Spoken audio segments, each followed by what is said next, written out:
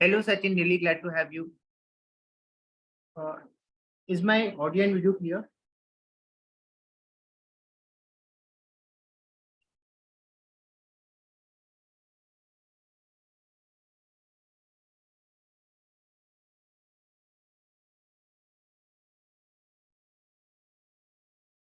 You're able to hear me, right? Yes, I'm able to hear you now. Yes.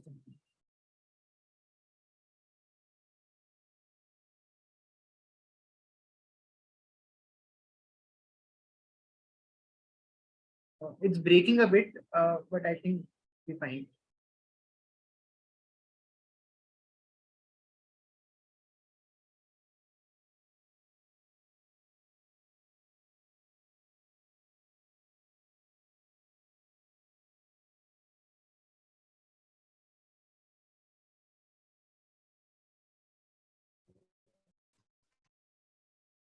Okay, now I think your video is clear.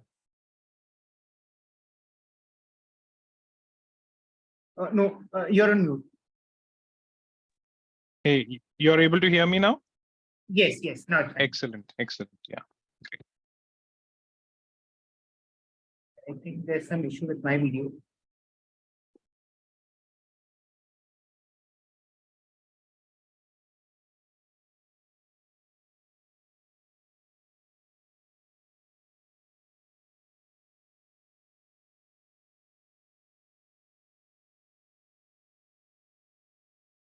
Oh, I think now it's fine. I'll just send a message in the group.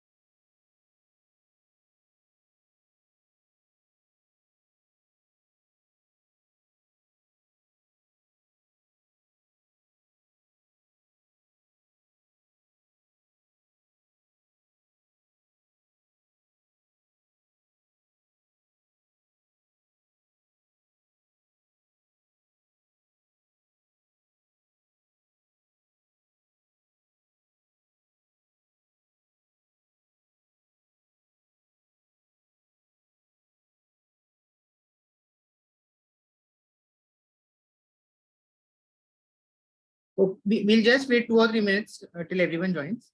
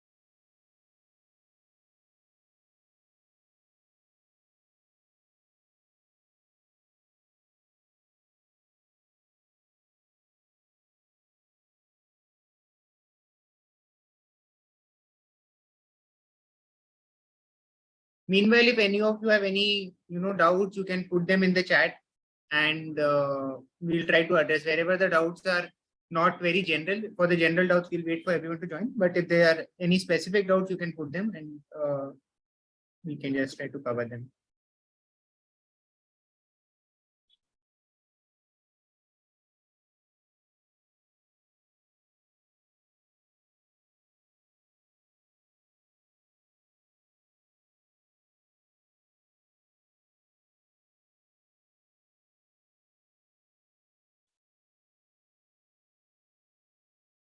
And if some of you can turn on your cameras, so we'll be able to see all of you.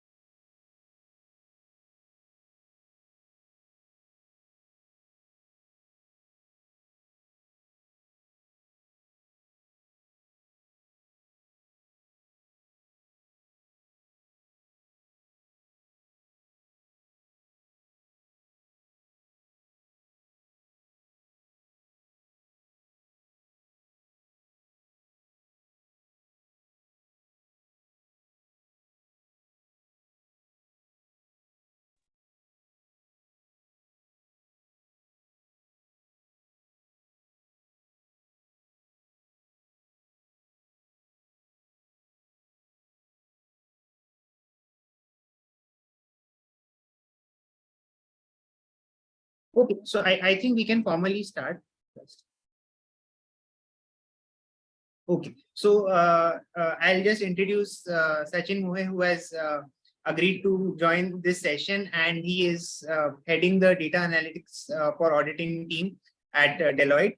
And he has worked in a variety of fields, including auditing, India's implementation, audit transformation, and his experience has been really, it'll be really useful for all of you in trying to determine how you can move ahead in your career, and especially for CAs. Most of you are recently qualified CAs, and you would be wanting to know about these newer fields like data analytics, and sometimes people get confused between fields like data analytics and AI, and and how these things differ. So with his experience and with with his knowledge, we'll be able to understand how this field of data analytics works, what are the growth opportunities, and how you can actually make a career in this particular field. So over to you, Sachin, for giving a more detailed understanding of your journey in Deloitte, and let's take it let's say from when you became a CA. Sure.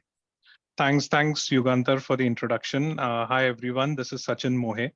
I'm working as a director with Deloitte, and though I have introduced myself as a director with Deloitte, the views that I would be expressing today are all personal. So it doesn't relate to any organization. This is based on my interaction with multiple people across organizations, across different firms. And of course, so it has nothing to do with my organization. I just wanted to give that disclaimer first. And yeah, coming back to your question, Yugantar. So I cleared my CA in 2010, in November 2010. Of course, that time it was P1, P2, and CA final. It was much different than what it is today.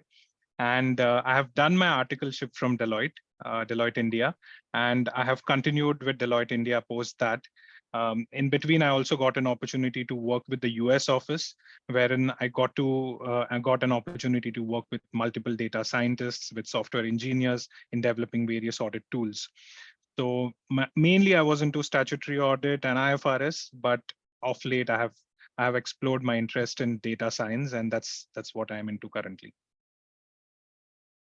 Okay, sure. So can you guide us a bit more on where you first joined and what was the kind of work there? So typically it would probably be core audit work. And then from your core audit work, so generally, how do you move from a core audit work to something like this, which is different and which has a lot of potential in the future? So how can you guide us on what your initial journey was like, the first 3-4 years of your career after becoming a CA? Sure. Yeah. So my first 3-4 years, as you mentioned, it was mainly into auditing, and it was into auditing listed companies, doing limited reviews of listed companies. And I also used to do a lot of accounting advisory engagements, wherein I used to assist on IFRS advisory. Basically, I used to provide IFRS advisory to my clients and Ind AS advisory of late when Ind AS became mandatory in India. So that was my core competency during the first, say, 4 to 5 years of my career after I became my CA, after I cleared my CA.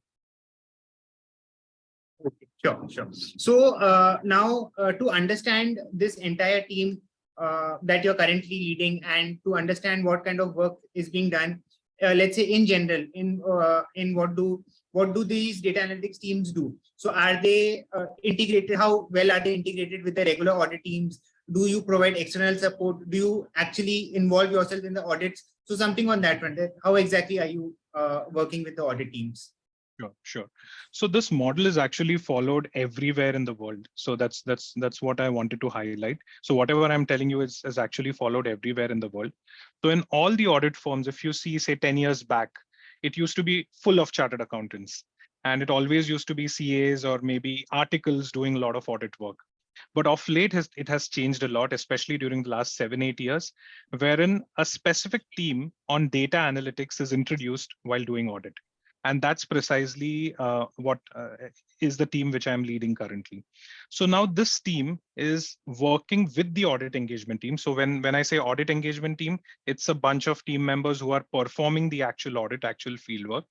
On top of that, there's a data analytics team, which consists of chartered accountants, which consists of, say, data analysts, which consists of Power BI analysts, which consists even of engineers if need be.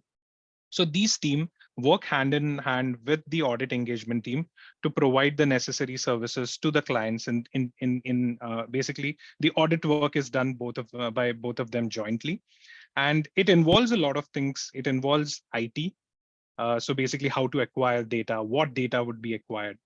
Secondly, it also requires knowledge of industry, wherein in which industry what analytics need to be done, so on and so forth. So it's basically both the teams working together, data analytics team and the audit engagement teams, in delivering the audit engagements. So now many of them are either they've just recently qualified, say, or they have experience of, let's say, 1 or 2 years. So at this age or at this experience level, is it possible to get into this field, or should we take the route which you had taken, where you work 3-4 years in traditional core audit function, and then you are able to move into this data analytics field? Yeah. Okay. So basically, an initial experience in audit definitely helps. And of course, many of you might have already done your articleship in audits. So if not, then it's not a deal breaker. So don't worry about it. But definitely 2 to 3 years of experience in audits will definitely help. But I have seen people who have joined directly after clearing their chartered accountancy. They have directly jumped into the bandwagon, and they are learning Power BI. They are acquiring some skills related to data science, and they are doing really well in this particular field. So I would say both the options are available.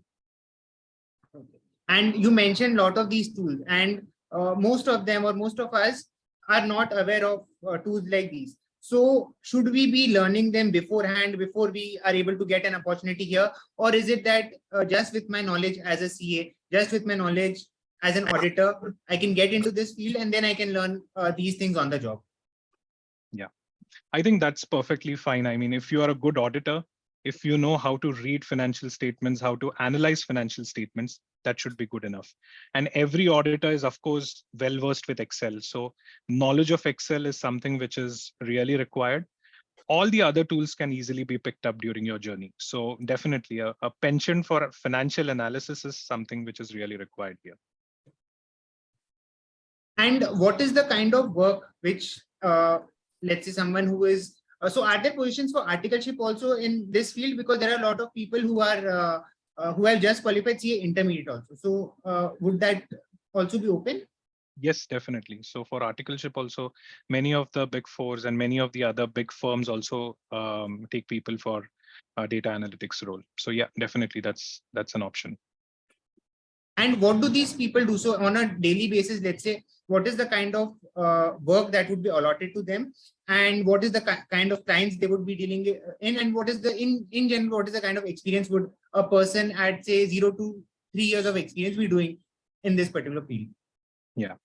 So I'll just give you one example, say, of an assignment, so that you will get to know how exactly that assignment is being undertaken by a particular article or maybe a new joiner.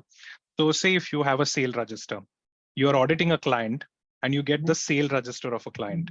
Now that sale register would typically include the invoice level details, all the invoices one by one, where the sale has been made, who's the customer to whom the sale has been made, the geographical location, and there'll be n number of details available. So this article or this new joiner would actually be taking that Excel file or maybe the CSV file and doing a lot of analysis out of that, maybe running pivots or even putting that in Power BI. Power BI is a very effective data visualization tool, those who don't know about it. So they would visualize that data, put that into graphs, analyze it with the help of bar diagrams, scatter plots, so on and so forth. So they'll actually deep dive, they'll just rip that data apart. They'll deep dive into that data so that meaningful insights can be gained out of it. Outliers can be identified out of that data sets. So that would typically be the work of a new joiner. And on top of that, there's a lot of client dealings also involved in this entire process.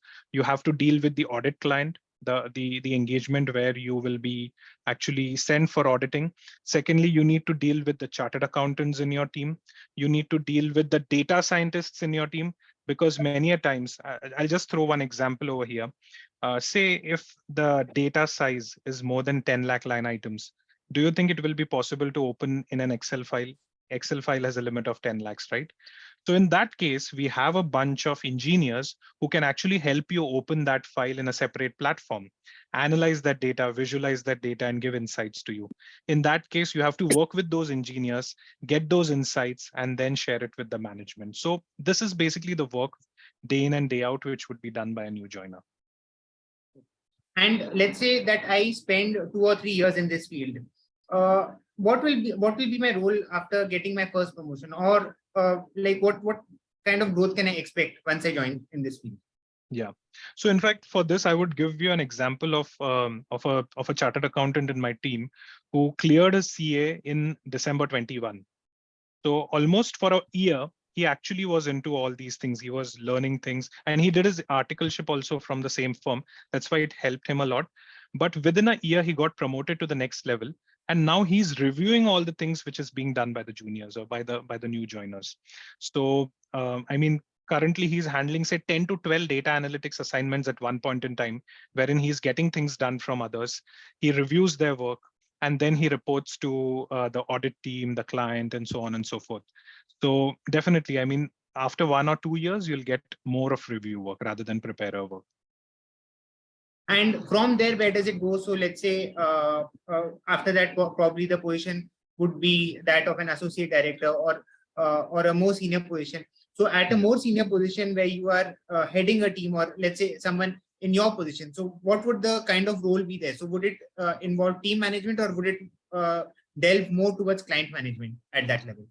So it will be everything. It will be a mix of everything. First of all, of course, team management is really important because when I joined the team, it was made up of 3 members, and now it is made up of 75 members. So I mean, we had scaled up the team. For that, we actually had to do a lot of we took a lot of interviews. We interviewed different candidates, engineers, and all that. So all these things need to be done. So that is one very important aspect, because as a leader, as a senior manager or a director, you're supposed to lead the team, build the team, so on and so forth. So that's one aspect of it. Second is reaching out to prospective clients and demonstrating the data analytics capabilities that the firm has. That is a very, very, very important aspect, because of course, at the end of the day, we are doing business, right? So we need to sell our basically skill sets to our prospective clients. So definitely that's a very important thing. Third, and the most important thing, is dealing with the audit leadership. So we have our audit leaders, we have our partners. So we need to convince them as to, if this is the entity that you're auditing, we can actually analyze the data in such a way, and we can get meaningful insights, which will actually help you replace this much of your work. Or you don't need to do sampling, you can do this analytics, and this will give you a lot of comfort. So this also requires a lot of efforts, because you have to do a lot of research of the industry, identify the trends within the data sets, and you should be able to deliver value to the audit engagement partner. So that's one very important aspect. So I would say it is team management plus client management, and at the same time management of the leadership, because at the end of the day, you're answerable to them. So now let's say the people who are still deciding what career path to choose, would this kind of field restrict them in terms of their ability to switch to some other role? So let's say someone joins here and does not like it after 2 years. Will it be possible for them to shift outside, or is it that they will they will end up being specialized in this? Okay, got it. So definitely, I mean, after doing this, you will have lots of opportunities in front of you. This data analytics team, you will find it everywhere. You'll find it in tax, you'll find it in financial advisory, you'll find it in forensic, which is a very growing field, wherein a lot of data analytics is required. Apart from audits, you'll find these data analytics team working in tandem with all these teams. So definitely that's one. If these areas interest you, then this is something which you can definitely look out for. That's one. Secondly, if you want to go overseas, because most of the big firms, and I would talk about Big Four, Big Six, even some other firms apart from the Big Six firms who have presence globally, if you get into such teams, you can actually also locate to other countries, because data analytics is something which is everywhere, right? So That's why, I mean, you can get into different country, you can take up different audits in those countries and deliver value over there. So overseas opportunities are also open. And third, and the most important thing is AI. See, everyone is talking about AI. I don't need to talk more about that. You all might have heard so much of news around AI. It's actually an overkill. But AI, the base of AI is data. If you have good amount of data and if you have good knowledge of data, only then you will be able to actually use AI in audits or use AI in whatever you are doing. So therefore, the fundamental knowledge of data is really, really very important. And this experience of say 2, 3, 4 years will actually give you a very good knowledge of data sets, which can actually help you develop your career or grow your career in AI. And I'll just take 2 more minutes because this is a very good question, Yugantar. I just want to give one example to everyone. So say you might have come across various softwares which create horoscopes for you, right? So you enter certain details and the horoscope gets generated. It's a software. There's no Jyotishi who is actually creating that horoscope. It's a software which does that. Now tell me one thing. I mean, who would be actually developing that software? There will be two people required, right? One would be the coder who would be actually doing the coding. And the second would be actually a Panditji or a Jyotishi, right? Right. Who would be helping the coder to write the codes. So this world is actually becoming a techno-functional world, wherein for doing anything, you need a person from a technical background, which is an engineer or a coder or a programmer or a data scientist. And at the same time, you need a person from the functional background who has knowledge of finance, who has knowledge of banking, who has knowledge of the audit, accounting, so on and so forth. So this field is, I mean, everywhere if you go, banking, insurance, it's all becoming techno-functional. Even audit is also becoming techno-functional. So such kind of roles actually prepare you for a techno-functional role in the future. And going forward, as AI comes in, as more and more tools are getting developed, as more and more automation is being done, you will have to work with engineers, you will have to work with data scientists, you will have to work with programmers. And if you want to do that, it's not that easy. For that, you need to have a very good base. And that base can be developed by getting into such kind of a role in your initial years. So that's basically, these are certain areas where you actually can explore career opportunities in the future. And it's definitely, I mean, if you don't like this, you can get into multiple things. So sky's the limit for you. And as you rightly mentioned, so AI is the newest buzzword, and at our level, or let's say where we don't have a lot of knowledge on what is the difference between all these different words, like say AI, machine learning, and all these terms, they sound similar, but they mean very different things, or data analytics and automation. So how do you look at it? So is it that, let's say, everyone, so let's say someone who is even in a regular audit team, should they also be knowing these kinds of tools? Or are we moving towards a world of specialization where the audit person will know audit, the data analytics person will know data analytics, and then they'll work together to achieve the common results? Yeah. So what would happen in this case is you'll find every time 3 types of people. Okay. You'll find few people who want to just restrict themselves to their subject. So in that case, they will remain in audit, and it's not bad. I'm not judging them on the basis of that. They would remain in audit, or they would continue with accounting. They would upskill them in that particular field, and they would continue doing that work. There'll be another set of professionals who would be highly technical, say programmers, coders, data scientists. So definitely you would need both the kinds of people. But on top of that, you would need a techno-functional expert who knows both the things. And I would say that they are the ones who are actually going to rule the future. That doesn't mean that the other two are not going to, but the one who has techno-functional knowledge, that's the one who's going to rule the future. And I just want to give you one example of Three Idiots. So you all might have seen Three Idiots. Of course, it's an old movie. You all might be Gen Z, but in Three Idiots, there was one example given that अरे वो engineer किया उसने और फिर finance में MBA किया ये क्या बनता है मतलब that's what Amir Khan says, right? Right. But in today's world, that's actually something which is required. It's a 15-year-old movie. That's why it's now outdated. But now it's the world wherein you need to know coding, you need to know audit, you need to know finance, you need to know multiple things. You need to have in-depth knowledge of one, but a very good knowledge, generic knowledge of the other topics. If you are able to do that, then definitely you'll have a very bright future. In fact, so this is the question that that someone was asking, that should you be a specialist or a generalist? So the answer to that is you need to be both. So that is I think you put it quite well.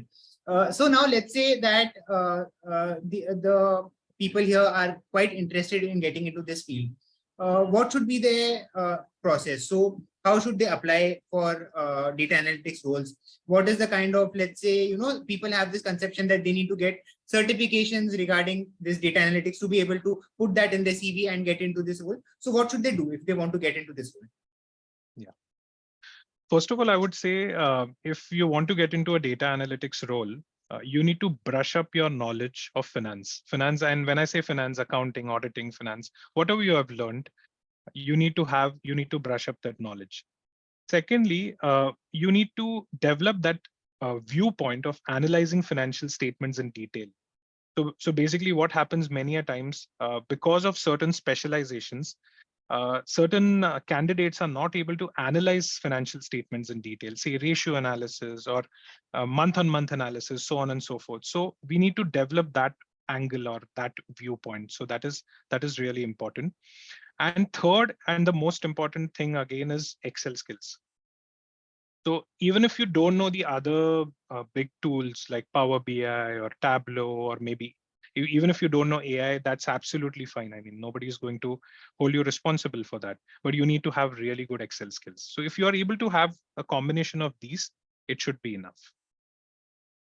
So we'll just take a few questions from the audience. Pratik is asking that how do you feel are the roles going to shift in the future? So is it that the data analytics teams will take over the role of the regular audit team because they'll be doing most of the work, and the entire audit will run will be done by the data analytics team? Or what will be the relative role? So let's say maybe 10 years back, 100% of the thing was done by the regular audit team because there was no data analytics team, so to say. And how would it shift in the future? This is a very good question. I really liked it, and I'll actually this will actually help me to peep into the future, because I have certain predictions. I have made some predictions, and of course those views are personal, and that is something which I would like to share with you. So many of the audit firms have already started working on certain tools which directly take the data from the client system, analyze the data in various aspects and in various ways, and they give insights to the audit teams. I think that is something that is going to happen in the future. And of course, in this process, you would need certain people who would be involved in developing that tool or populating the data in that tool. And there'll be a lot of things involved around that. But to your question, the audit teams are shrinking day by day. Certain audits, if they had 20 people in the past, now there are only 8 or 10 people. And the reason is that there is more automation expected. There is more role of data analytics that is expected in audits. And this is actually clearly giving a trend and clearly indicating a trend that the audit teams would become smaller, and the data analytics team or the other teams that are supporting those audits are going to be larger. So definitely that trend you're going to see. And because of a lot of automation, the audit team, the actual audit team that does the audit work, the time that they are spending on audits would significantly reduce. It can even reduce, say, if they are spending 100 hours, it would come down to say 40 hours. So almost 60% of your time would be freed up. So that's where people are heading towards. So to answer your question, yes, DA team or data analytics team will do a majority portion of the audit with the help of such tools and with the help of automation. So, and this brings us to a very common question, not only on this data analytics field, but in general, is, will AI take away our jobs? So that is a question that, people have very frequently. Yeah. So again, I would say this is a very common question, especially, and in fact, one of my team members had asked me that, Sachin, why are we doing all these things? I think AI is going to take up all our jobs. So which I don't think so is 100% correct. Definitely AI is going to take up a lot of jobs, but that would be routine jobs, which doesn't require application of your mind and which is more of repetitive in nature. I'll just give you one example. If you're testing statutory dues, what would you typically do? You'll take the challans, okay? And earlier you used to see people spending 2, 3, 4 days testing those challans, punching in those numbers. If you are doing such kind of a job, then definitely your job is in danger because AI will take up that work. But the techno-functional thing which I told you some time back, that you have very good knowledge of one subject, and at the same time you have knowledge of the other subject as well. So for example, if you're into data science, so I'll give you one very live example. I mean, I have a data scientist in my team who has say 9 years of experience. He's an engineer by profession. He's doing his ACCA now. So that's how things are changing. And those who are doing those who are already chartered accountants, they are doing something in data science now. So if you're able to do that, then definitely nobody's going to take away your job, because people like you would be required in the organization who can actually develop certain tools, who can actually use your knowledge in reducing the time spent in whatever work your colleagues are doing.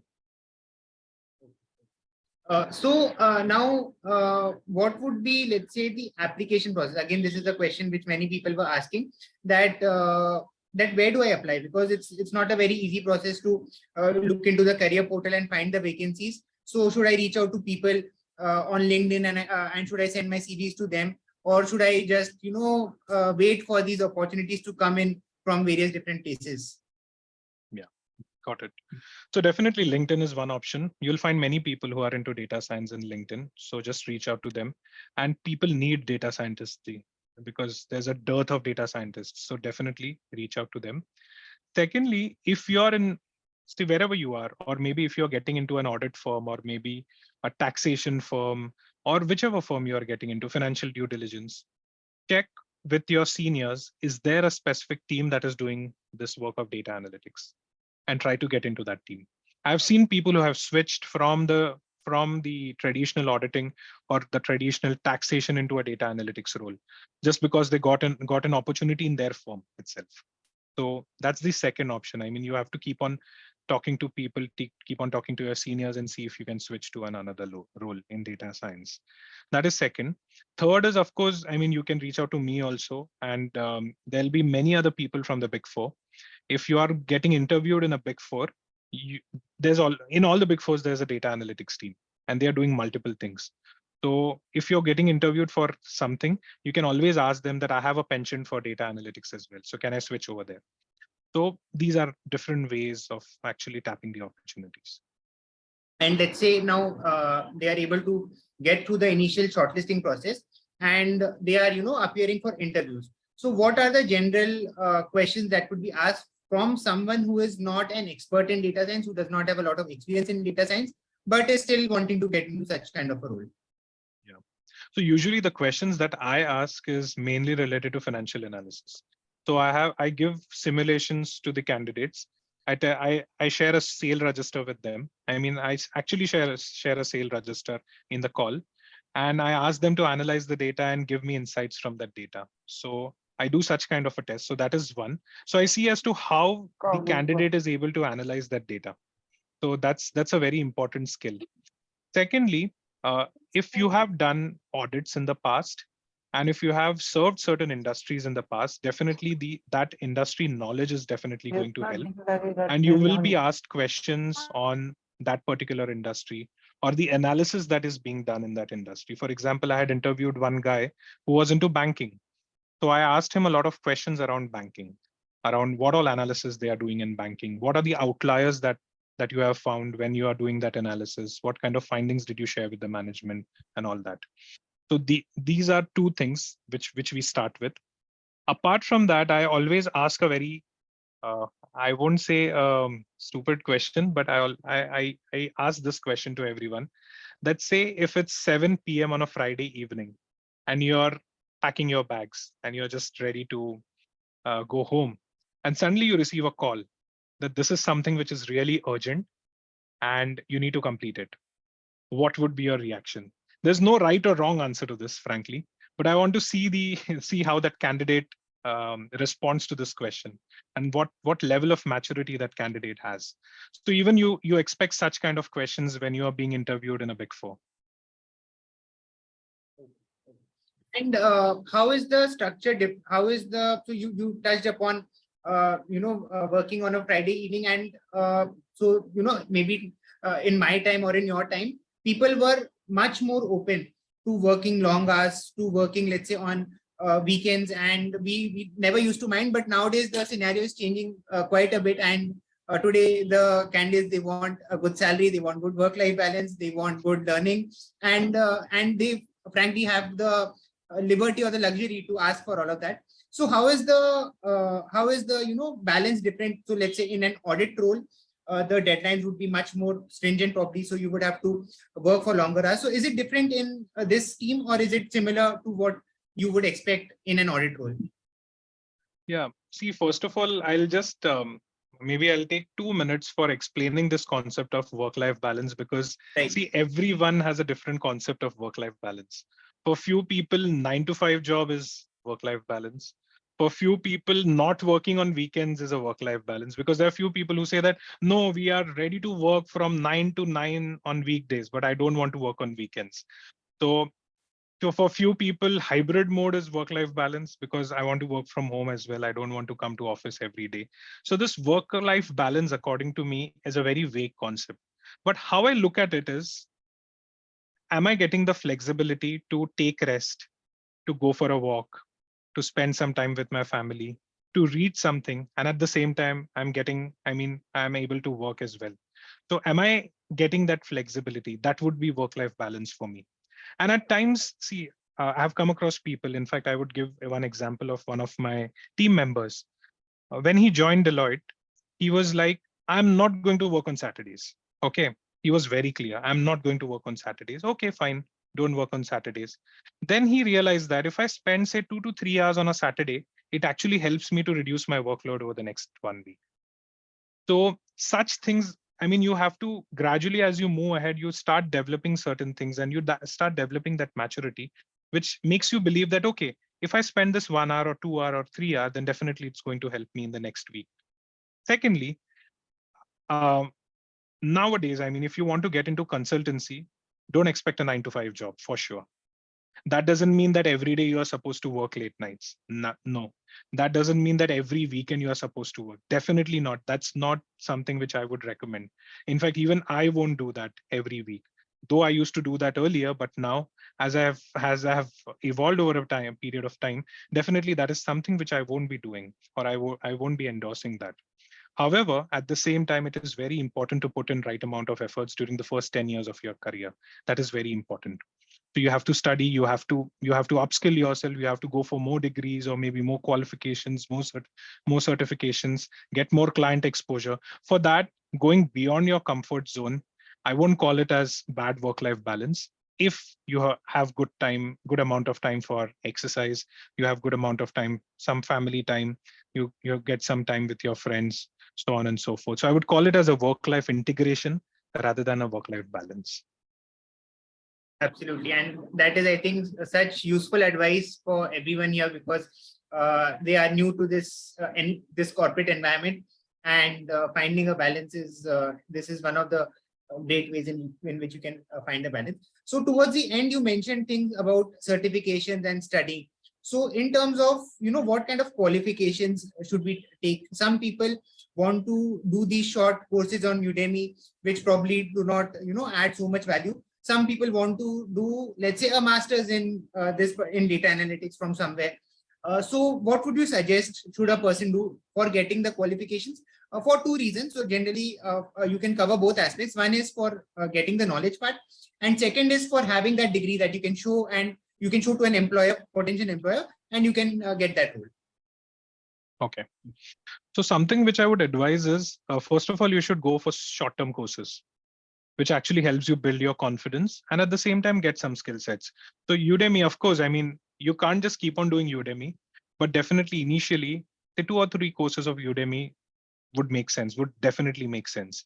So that will help you to gauge your interest, and there's very less cost involved in that as well, right? So in case if you don't like it, it's absolutely fine.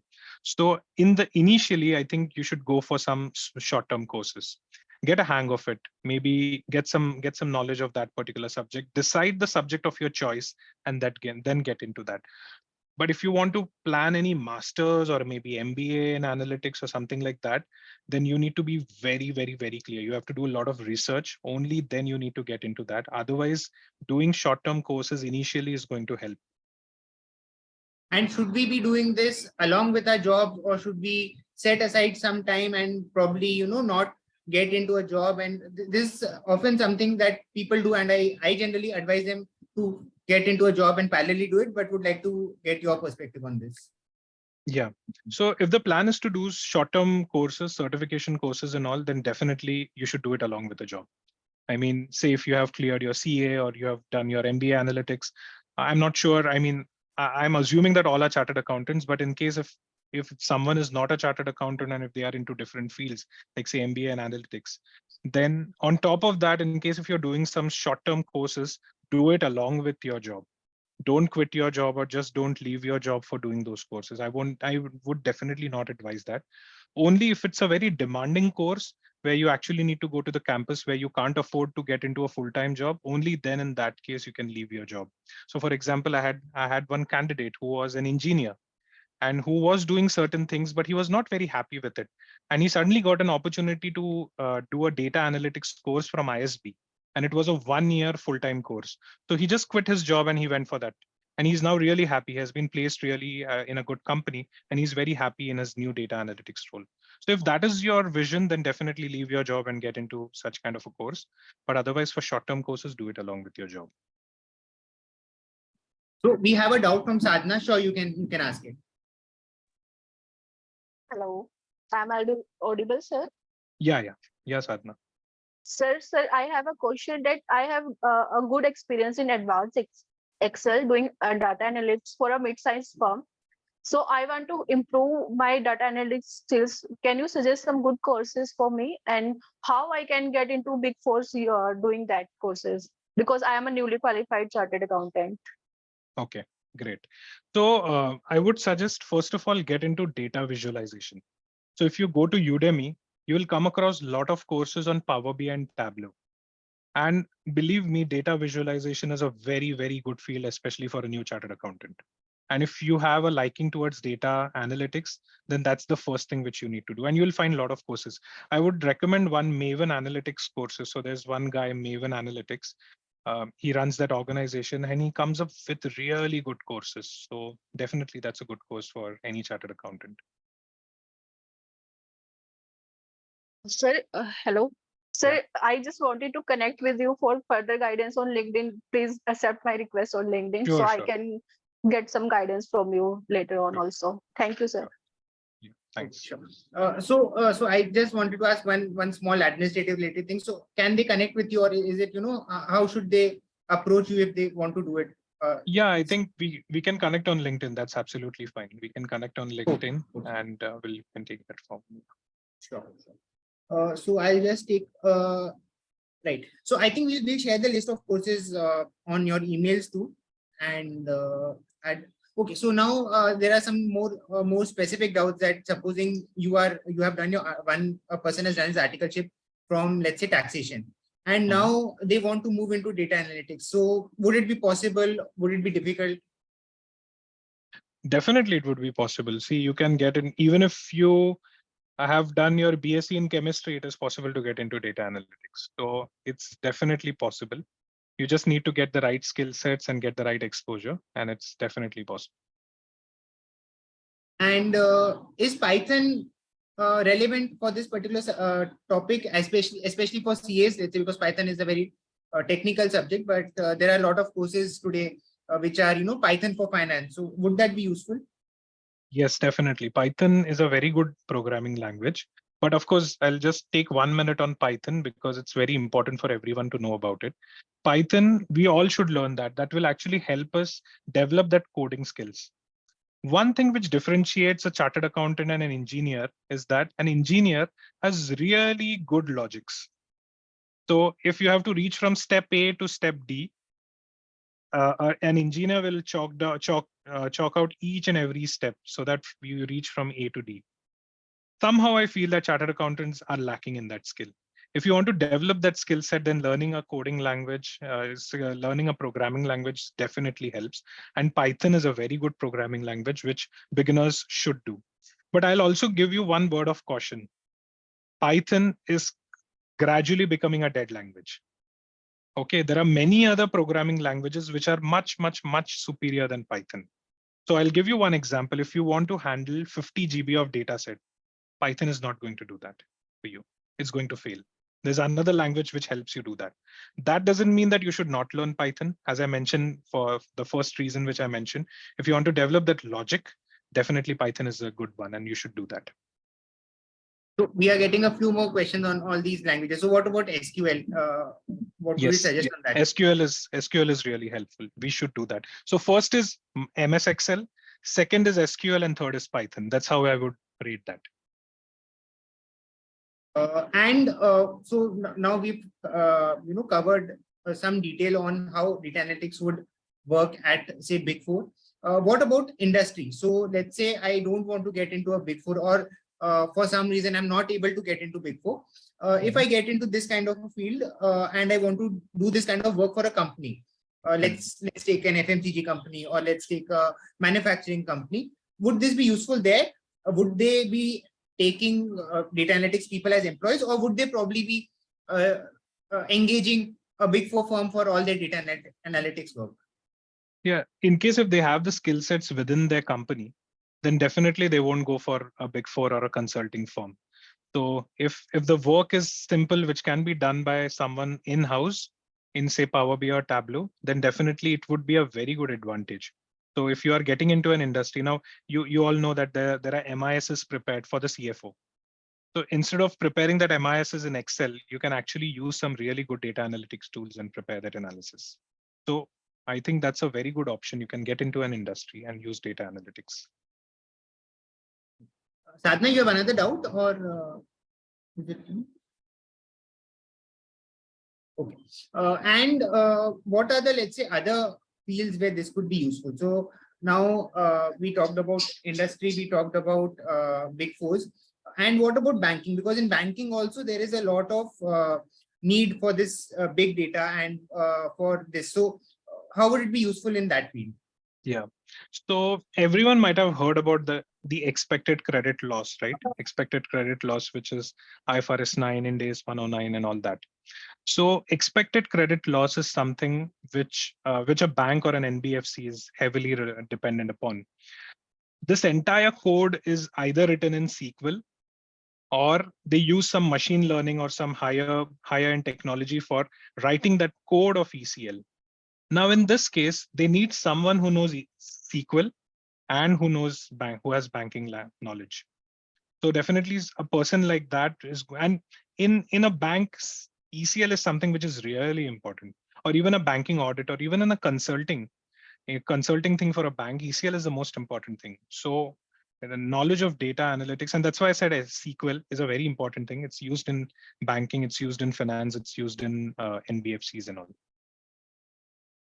And there are a few people who already are in data analytics, and they have this, some of them feel that I am in a team, and most of the people around me are engineers. So I am not able to mix well with the team, or I am not able to understand the language that they are speaking. And so, it feels kind of left out as a CA in this field. So is that true, or how do you suggest one should handle that?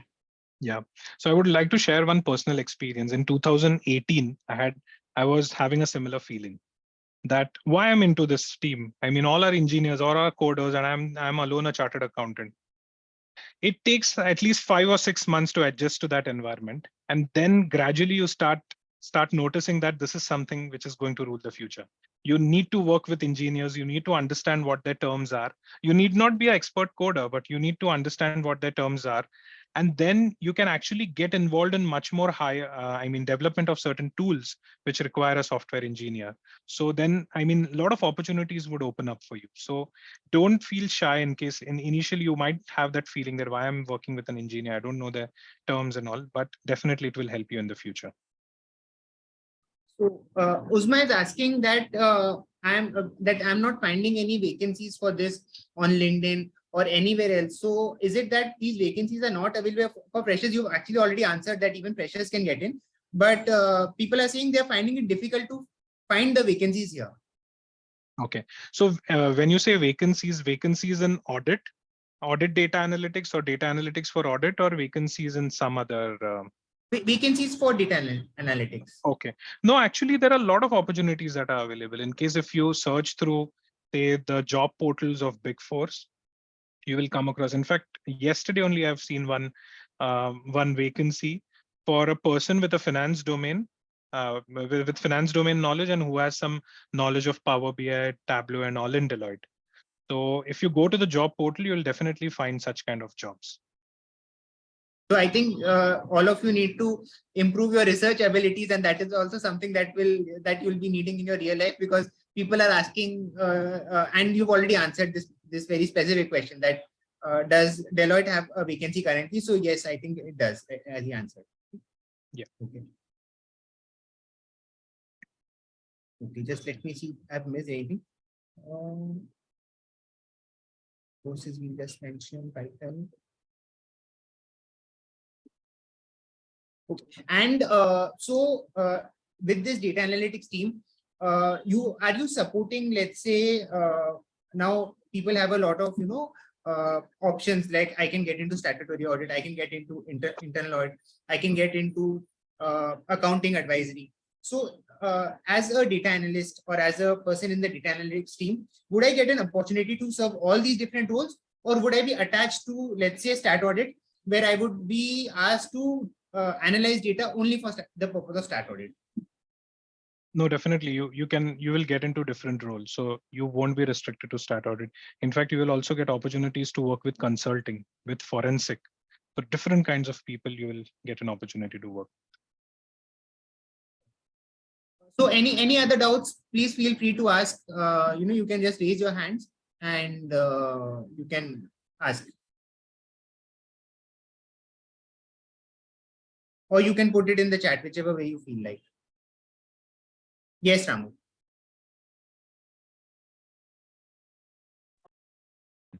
I am audible, sir? Yeah, I can hear you.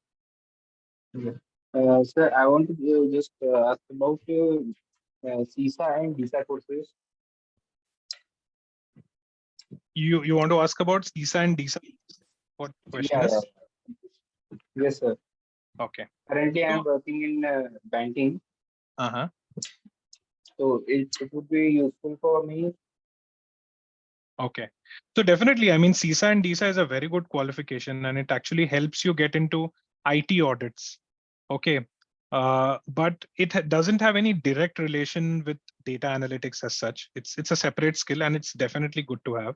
It actually helps you think from an IT perspective, because usually we as chartered accountants, we have knowledge of finance and accounting, auditing, and all. IT is something which is alien for us. But definitely this certification will help you in developing an IT mindset. So we'll just take a group photo, if everyone can just turn on your cameras. So, we'll have a photo of all of you can just turn on your cameras.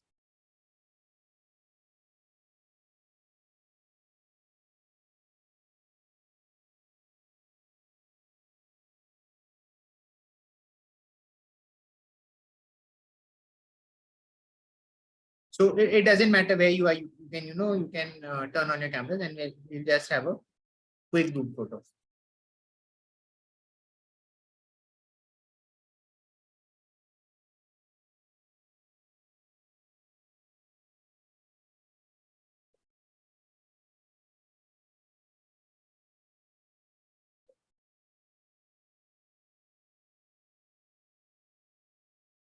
Okay, I've taken it. Thank you. Okay. So any last Dheeraj, you have a doubt? Okay. Yes, Dheeraj.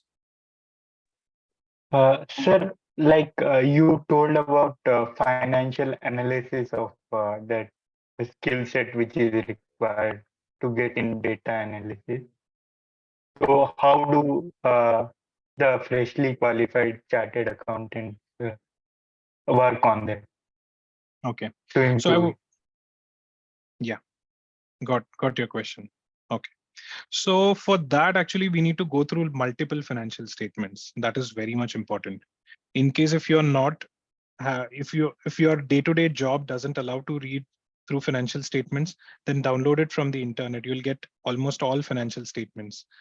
Read the investors report or analysts report, all the analyst report and all that. You attend the calls, which the earnings call. So the CEO, CFO, they discuss about the numbers.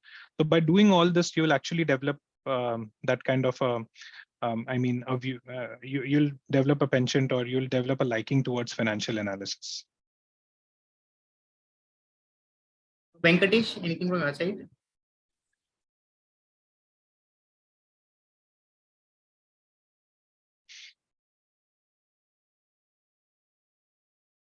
We I think can't we hear are you. not able to hear you. Or you can type it out because you're not able to hear you.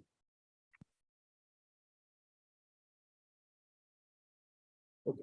So any last piece of advice for them on data analytics or in general, like most of them are freshly qualified chartered accountants. Some of them have, I'll just give you a brief background on the cohort. So most of them are fresh chartered accountants. Some of them have 1 or 2 years experience but are interested in this field. And some of them are, people like BTech graduates or BSc graduates. So any advice you would want to give to them? Yeah. So one very important advice which I give to each and every person who joins our team is we need to do a lot of lateral thinking. And when I say lateral thinking, I mean, don't think in this way. If you want to achieve something, just think laterally. Just think out of the box as to how we can find a solution to a problem. So I think this is a very important field. This is a very important quality to have, especially if you need to get into automation, if you want to get into AI, if you want to get into data analytics. This is a very good quality to have. So that's one very important thing which I wanted to share with everyone. Some people are asking on the compensation part. I don't know whether that's a relevant question, but you can, if there's something you would like to add compared to other fields like statutory audit. Yeah, so compensation remains the same. So if you're a chartered accountant, then compensation would remain the same. If you are not a chartered accountant, but an MBA in analytics or an engineer, then the compensation would differ.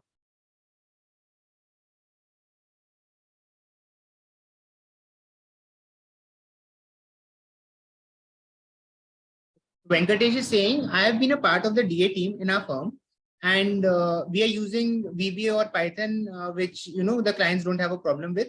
But when we try to use AI or Chat GPT, the clients seem to have a problem because Chat GPT puts all the data in the public. So how do we advocate the use of AI while at the same time convincing the clients to allow us to use that? Okay, got it. So see, first of all, definitely Chat GPT. If you are going to put client data on Chat GPT, nobody is going to allow you that. That's definitely something which we should not be doing. But apart from, see, people feel AI is Chat GPT, but that's not the case. I mean, AI, you can do a lot of things in Power BI, in Excel, in Word. You can do a lot of AI within these apps as well. So we need to keep on exploring that. For example, I'll just throw one example to you. Everyone prepares for presentations. Everyone does that. Do you know that within PowerPoint, Microsoft PowerPoint, there is a feature which would record your presentation and which will give inputs on your presentation, like an next person would do when he or she listens to your presentation. So this is actually the power of AI. It gives all the, it gives everything. I mean, the tone of your voice was this. Then you made these many grammatical mistakes. You used a lot of ums and okay and oh no, and all that. So it does a lot of analysis and gives it to you. But what happens is we actually tend to forget all these and we feel that, okay, ChatGPT is only AI, but no, definitely there are a lot of things where we can use AI, especially in all those MS tools.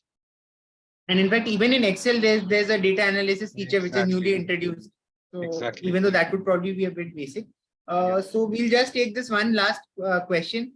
That what should be the answer to that Friday question which you had asked? Yeah, as I mentioned, I mean, there's no right or wrong answer. I mean, few people say that no, I'm not going to work. I'll go home. Few people say that no, I'm ready to work because I know that I've signed up for this, so I'll work over the weekend and all that. So of course, both the answers are not advisable. We should see what the urgency is, and then accordingly we should decide whether to spend time or not, whether I can take help of someone else, or maybe we should come with such kind of answers rather than giving a very binary answer. So thanks a lot for this amazing session. And we covered so many different topics and this experience and the way you really shared examples and how this field is going to work in the future. That was really, really useful. So thank you for joining. Thanks a lot. No problem. Thanks, Yugantar, for inviting me. Thanks a lot. I really enjoyed. And thank you everyone for your time. I really enjoyed interacting with you all. Yeah. And thanks. Have a great night. Thank you, Thank you, everyone. sir. Thank you, Sachin. Thank you, Thanks. sir. Take care. Thank you, sir. Bye. Thank you, sir.